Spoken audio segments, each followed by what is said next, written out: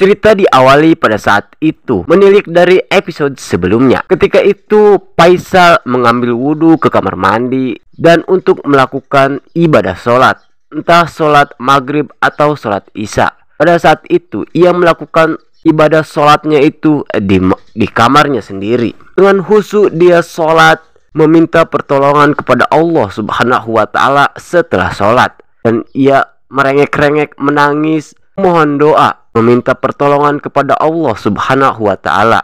Dan ia menyadari apa yang telah ia lakukan selama ini pada saat itu. Dan Haikal pun sadar kalau ia sudah melakukan perbuatan yang tidak membuat orang senang, terutama istrinya sendiri yaitu Suri. Dengan khusyuk dan meneteskan air mata di atas sajadah, Haikal sangat menyesali apa yang telah ia perbuat.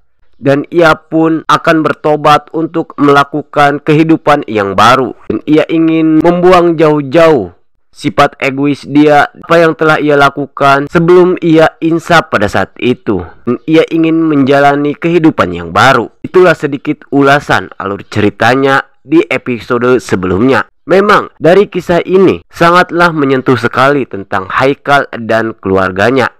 Dan alhamdulillah Haikal telah insaf dan bertobat dari kelakuan-kelakuan yang telah ia lakukan. Sisi positifnya, semua perbuatan yang telah kita lakukan, terutama perbuatan yang sangat tidak terpuji, penyesalan itu akan datangnya terakhir. Dan seperti inilah, seperti kisah alur cerita di drama tersebut tentang seorang lelaki yang bernama Haikal. Dan akhirnya Haikal pun insaf menuju jalan yang lurus. Kurang lebihnya bila mana ada alur kisah atau cerita yang kurang memahami diri kalian, saya mohon minta maaf yang sebesar-besarnya.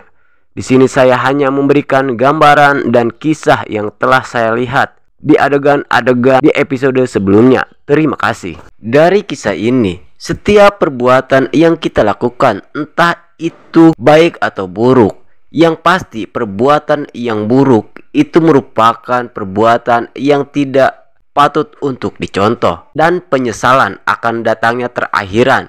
Disitulah kita akan merenung dan sadar apa yang telah kita perbuat, yaitu kepada kerabat, saudara, ataupun siapapun. Kita akan memohon kepada Yang Maha Kuasa untuk mengampuni dosa-dosa kita. Itulah dari sisi positifnya.